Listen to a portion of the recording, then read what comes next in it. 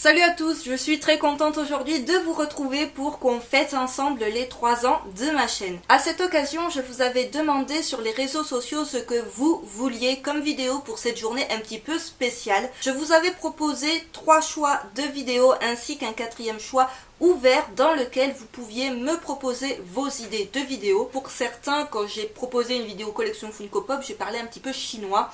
Alors les Funko Pop, ce sont des petites figurines. Alors les Funko sont des figurines, il y a plusieurs types et tailles et prix de Funko. Moi je vais vous proposer des pop vinyles parce que c'est les seuls que j'ai en ma possession, qui reprennent différents univers, mais alors vraiment beaucoup d'univers, c'est-à-dire aussi bien des films, des séries télé, des Disney, même l'univers manga.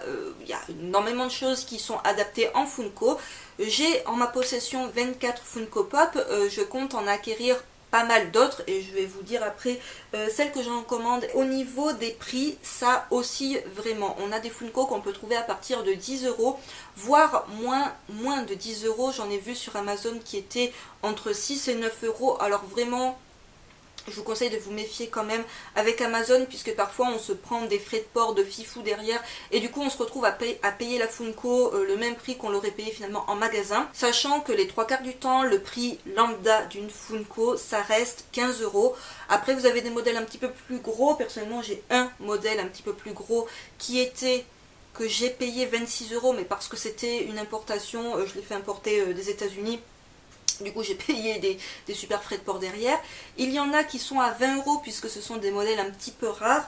Il me semble que j'en ai une seule que j'ai payé 20 €. C'est un modèle qui est un petit peu compliqué à trouver. Au niveau des prix, comptez environ 15-20 €, 30 jusqu'à 30 € on va dire pour les gros modèles, voire plus de 30 € pour les gros modèles, c'est-à-dire vraiment les grosses Funko.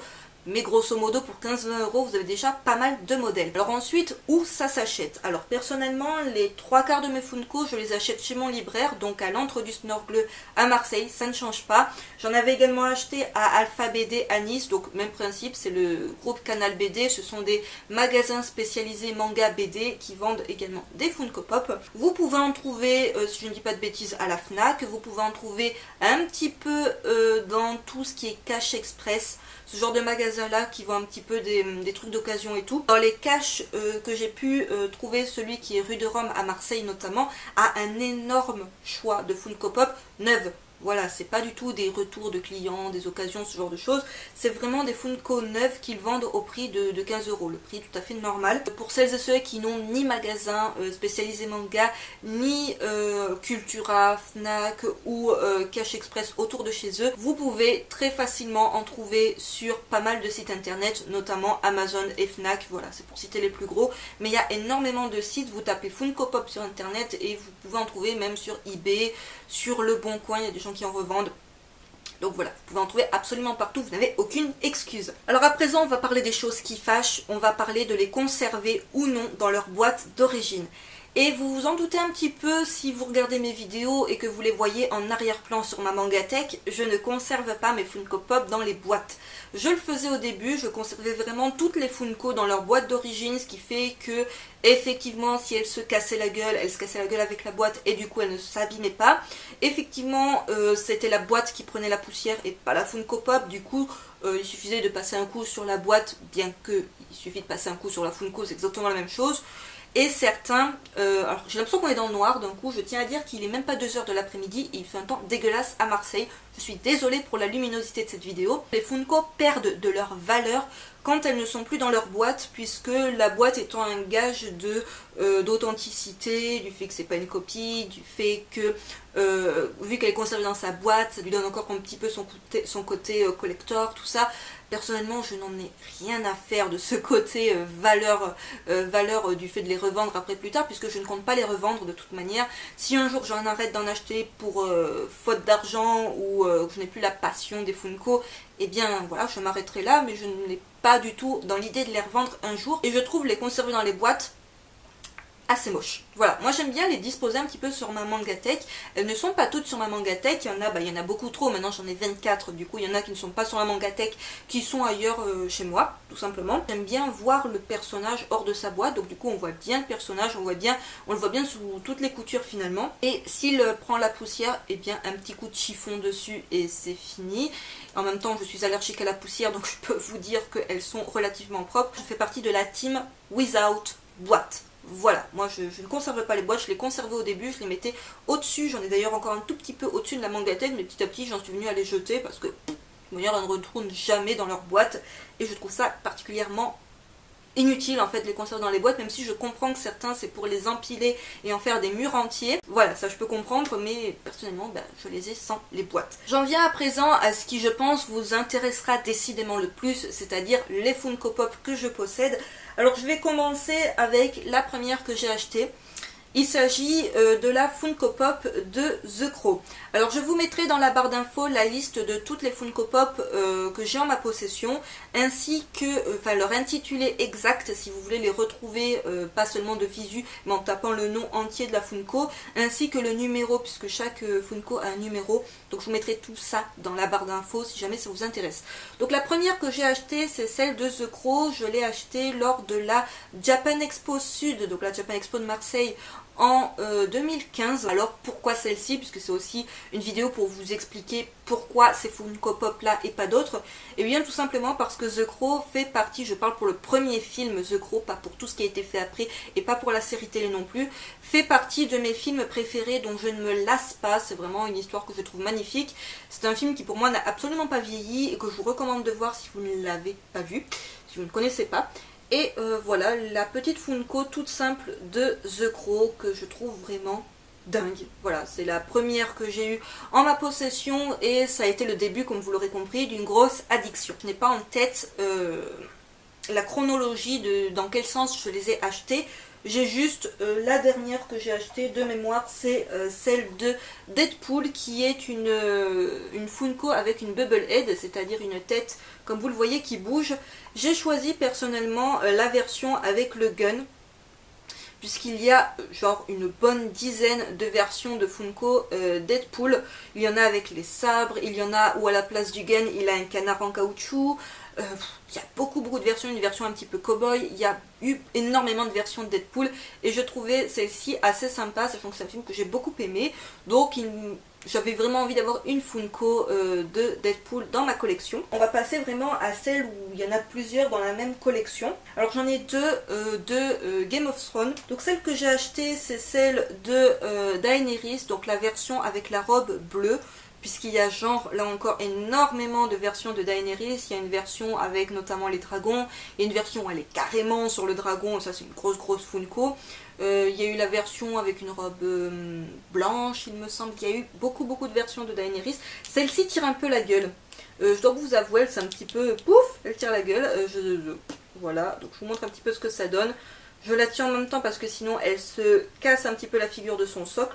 Donc voilà, elle tient un petit peu la tronche, il faut la redresser un petit peu. Mais voilà en gros ma Funko Daenerys. Et une Funko de Hodor que l'on m'a tout simplement donné, qu'un collègue m'a donné. Parce que bon, Hodor ne fait pas du tout partie de mes personnages préférés de Game of Thrones. Mais voilà, on m'avait proposé de me donner une Funko, moi je te dis pas non. On va compléter avec la collection Disney. J'ai commencé à acquérir quelques petites Funko de l'univers Disney, notamment une Funko de Ariel de la petite sirène en version humaine avec la robe bleue. Voilà ce que ça donne. Une version, alors je crois qu'il n'y en a qu'une de version de Alice au Pays des Merveilles, donc la version Disney, voilà, du dessin animé. Donc pourquoi? Tout simplement parce que ce sont deux Disney, comme vous vous en doutez, que j'apprécie beaucoup. J'ai également acheté de l'univers de Alice au Pays des Merveilles, mais la version du premier film, donc pas le second qui est sorti... je vais dire cette année je crois. Donc ça c'est la version du premier film du Chat du Cheshire, tout simplement, que j'aime beaucoup. Il y a la version du second film qui est légèrement différente il me semble. Et concernant les pop Disney, j'en ai également deux. De l'étrange dans le Monsieur Jack, donc la version Jack classique, et la version Fête des Morts, donc Day of the Dead, je crois que ça s'appelle. Donc la version un petit peu, vous savez, les têtes de mort mexicaines qui sont un petit peu retouchées comme ceci. Et voilà, pour l'instant je n'ai pas complété ma collection de l'étrange de Monsieur Jack. J'avais envie d'acheter Sally et Zéro, donc le chien.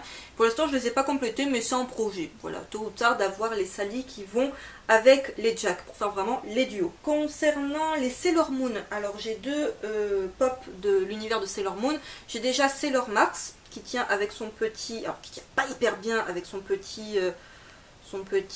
j'allais dire trépied, non, son petit support, plutôt c'est plus logique. Et j'ai également une des deux versions possibles de Sailor Moon, donc moi j'ai celle-ci. Sachant qu'il y a deux versions, il y a celle-ci qui est un peu plus rare, il me semble, à trouver, et la même version où, enfin l'autre version où Sailor Moon a les bras, a une autre position de bras, et où Luna a sa lune sur le front et non un petit pansement. Donc moi j'ai préféré cette version là. Ensuite j'ai plusieurs Funko de l'univers d'Harry Potter et c'est vraiment un univers que j'essaye de compléter au mieux. Et il m'en manque encore énormément, sachant que j'ai envie de commander les Funko de Rogue, de Drago, de Bellatrix Lestrange, de Sirius Black, de Voldemort, de beaucoup de choses. En fait j'aimerais avoir plus ou moins toutes les Funko possibles de l'univers d'Harry Potter. Je vais vous montrer celles que j'ai en ma possession, j'en ai deux de Harry, donc j'ai la version Quidditch et la version simple, sachant que la version Quidditch est assez mal foutue pour la mienne puisque le balai est plus bas que le pied, du coup pour la poser bah, ça tient pas, du coup c'est pour ça que vous la voyez pas sur ma Mangatech, sinon il faut qu'elle soit avec le balai, vous voyez, dans le vide, c'est pas hyper pratique, je vous avoue. Donc la version simple, la version Quidditch, j'avais acheté Ron et Hermione, là encore dans leur version simple, puisqu'il y a eu énormément de versions avec leurs différentes tenues, les versions avec les tenues de bal, avec les tenues de Quidditch, etc. Bon, il y a eu énormément de versions de ces Funko. Il y a eu également deux versions, il me semble, pour Dumbledore. Donc moi j'ai celle-ci, que je trouve vraiment très belle. Je conclus avec mes Funko d'Harley Quinn, et pas que, puisqu'il y en a une autre qui n'est pas une Harley Quinn, mais qui s'est un petit peu glissée dans le lot. Alors celle qui s'est glissée dans le lot, il s'agit de Poison Ivy. Donc voilà la version de Poison Ivy, je sais qu'il en existe à présent une seconde. Moi j'ai la première version, donc ça c'est la version de Arkham Asylum, que j'aime beaucoup. Donc c'est une méchante que j'aime beaucoup de l'univers, toujours de Batman. Et concernant mes Harley Quinn, j'en ai pour l'instant 5. Je vais bien évidemment compléter cette petite collection. Je devais d'ailleurs compléter cette collection cet été avec les versions de Suicide Squad qui ne sont finalement jamais arrivées chez mon libraire. Du coup je n'ai pas pu acheter celle de la version Suicide Squad, mais je pense le faire également dans les mois à venir. Donc la première Funko que j'ai eue de Harley, il me semble que c'est celle-ci. Donc c'est la version Derby Roller de Harley avec les cheveux noirs et rouges que je trouve vraiment très belle, qui n'a pas beaucoup de stabilité sur ses petits rollers, mais qui est tout de même fort sympathique. La seconde que j'ai achetée, si je ne dis pas de bêtises, c'est la version Nurse de Arkham Asylum. Donc c'est celle-ci qui tient sur un petit support, donc beaucoup plus pratique, la version blonde, très jolie. La troisième que j'ai eue, c'est la version Arkham Knight, que je trouve également, enfin je les trouve toutes super jolies, de toute manière c'est Harley Quinn, ça ne peut qu'être joli. Donc voilà pour la version Arkham Knight. J'en ai acheté deux autres qui sont des versions un petit peu plus collector, rares, qu'on voit un petit peu moins. Donc tout d'abord il y a eu la version Pink, qui est une version limitée il me semble, avec le maillet. Voilà ce que ça donne, que je trouve vraiment très girly, très sympathique, avec les petits cœurs à la place des carreaux, donc voilà, très sympa. Et la dernière Harley que j'ai en ma possession, c'est la version Black and White, la version rétro, là encore avec le maillet, que je trouve vraiment très jolie. Voilà, qui sont un petit peu plus rares, mais je pense que vous pouvez encore les trouver sur Amazon, Fnac et compagnie. Je conclus cette vidéo avec les deux Funko qui n'ont pas vraiment de collection, dans le sens où, comme pour Deadpool et The Crow, bah, j'ai pas complété l'univers qu'il y a autour. Alors il y a tout d'abord la version Bubblehead, si je ne dis pas de bêtises, de BB-8, donc BB-8 du dernier Star Wars, qui s'enlève de son support, que je trouve très sympathique. Par contre l'antenne a un petit peu souffert puisqu'elle a été recollée, puisque ça peut... Voilà, ça c'est le risque que ça se casse la figure avec les livres et du coup bah, que ça se casse tout court. C'est quand même assez fragile, hein. C'est pas un jouet pour les enfants, c'est un objet de collection.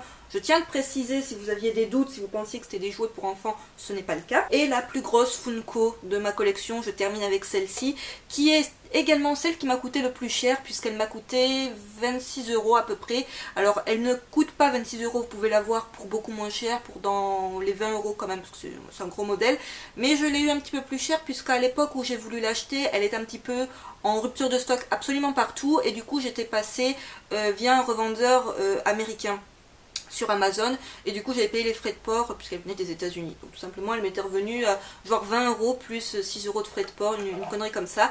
Alors je n'ai pas encore complété l'univers de Doctor Who. Je voulais commencer avec le TARDIS, pour moi c'était le minimum du minimum quand on aime la série Doctor Who, c'est d'au moins avoir le TARDIS, mais je compte bien évidemment compléter avec différents docteurs, je ne sais pas encore lesquels je vais prendre, et différents autres personnages de l'univers de cette série que j'apprécie énormément. Sachez que j'ai déjà 2 nouvelles Funko Pop en précommande, puisqu'il me semble qu'elles ne sont pas encore sorties.